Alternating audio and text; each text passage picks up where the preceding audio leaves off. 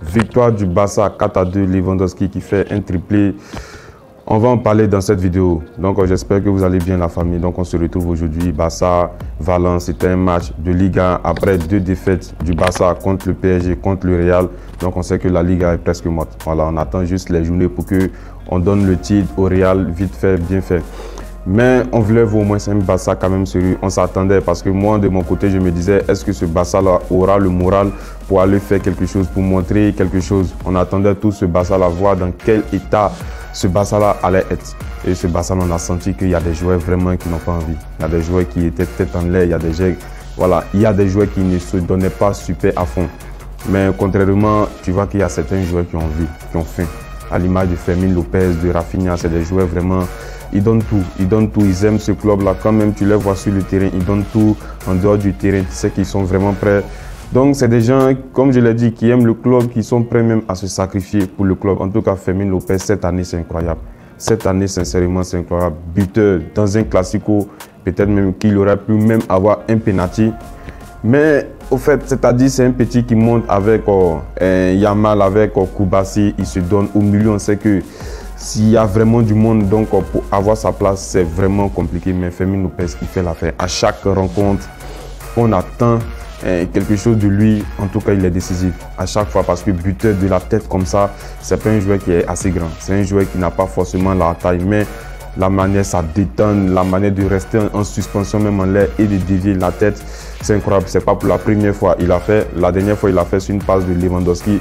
Donc, c'est un petit qui aime se projeter. Au fait, son style de jeu est vraiment différent de la majeure partie des milieux de terrain du Barça. Parce qu'on a un Dion qui aime conserver, construire, jamais à l'image aussi de Pedri, Gundogan, Gavi qui aime, voilà tout. En fait, Fermin Lopez, c'est ce joueur-là qui est presque comme un deuxième attaquant, qui aime beaucoup se projeter, même par ses contrôles orientés. Tu sais que c'est un joueur qui va aller vite vers les buts. En tout cas, c'est une bonne chose pour lui. Moi, en tout cas, Fermin Lopez, je vais le voir encore l'année prochaine. Je veux le voir encore évoluer jusqu'à un niveau. Je ne sais pas où il peut nous envoyer, mais c'est des joueurs qui sentent qu'ils ont quelque chose. C'est des joueurs, tu sais, qui travaillent dur. C'est des joueurs, lorsqu'ils même passent à côté d'un match, tu sais qu'il s'en veut, il a envie de revenir plus fort. En tout cas, c'est cette mentalité-là que moi j'aime bien sur Fermin Lopez. Et aussi son volume de jeu, vraiment, c'est incroyable. Souvent, on a l'impression de voir un peu de Gavi dans Fermin Lopez, par les pressings et tout. En tout cas, très bon joueur, on va bien le suivre, bien évidemment. Mais l'entame du match du Barça, bon, pas trop terrible. Après, le but de Fermin Lopez, tu as Ter Stegen, voilà. Comme j'ai parlé des joueurs qui n'avaient pas trop envie à l'image de Ter Stegen, parce que là, il fait une erreur, voilà, qui annule tous les efforts du Barça. C'est-à-dire le Barça avait fourni des efforts jusqu'à marquer le but. Ter Stegen, l'erreur qu'il a faite au fait, c'est-à-dire il a annulé tout ce but, il a multiplié ça par 0.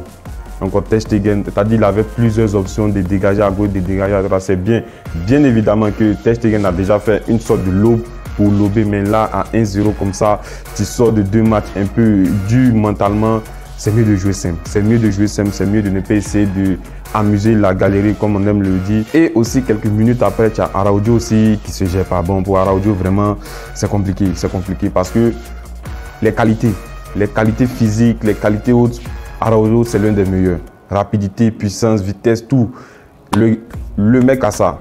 S'il est concentré pendant un match, il ne se fait pas bouger. C'est-à-dire Araujo, vraiment, sur ce côté-là, il est vraiment propre. Mais souvent, il y a des petites fautes, il y a des petites erreurs. C'est un peu pareil comme à celle du PSG. Au fait, le joueur est tellement excentré. Le joueur est excentré. Si tu veux tacler, il faut être sûr de pouvoir récupérer le ballon. C'est ça. Lorsque tu tacles, c'est ta dernière option. Mais il faut être sûr de récupérer le ballon bien. Sinon, au fait, tu as juste à couvrir au fait. Parce que le joueur est excentré. De là-bas, je ne pense pas que c'est un joueur comme Cristiano ou bien Messi qui va t'inventer un geste pour marquer. Il ne peut pas. Donc, Araujo, il avait fait cette erreur-là contre le PSG. Là encore, il vient faire cette erreur-là. Penalty 2-1, le Barça est en crise encore. On se demande si le Barça pourra terminer ce match-là en gagnant.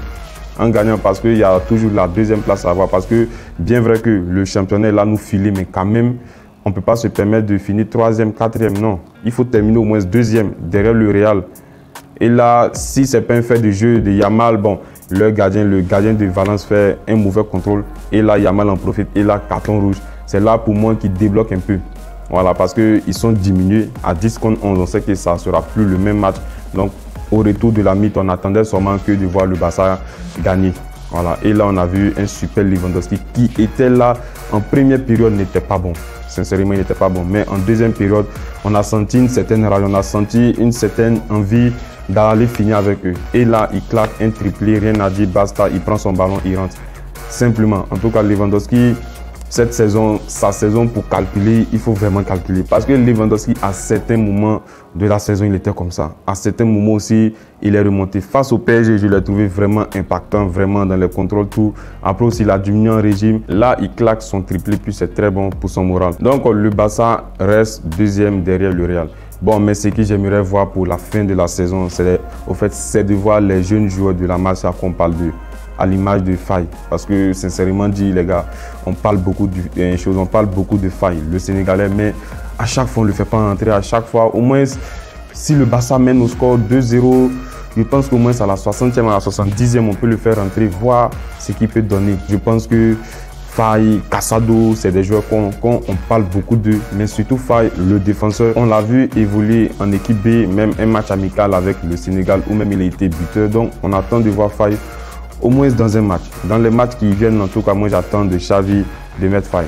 De le mettre, on va voir un peu c'est quel genre de joueur. Qu'est-ce qu'il peut nous donner au haut niveau. C'est bien vrai qu'on parle beaucoup de lui en équipe B et tout, mais on attend maintenant de voir ses performances en équipe A. Donc c'est un peu tout pour cette vidéo. Donc on se dit à la prochaine vidéo.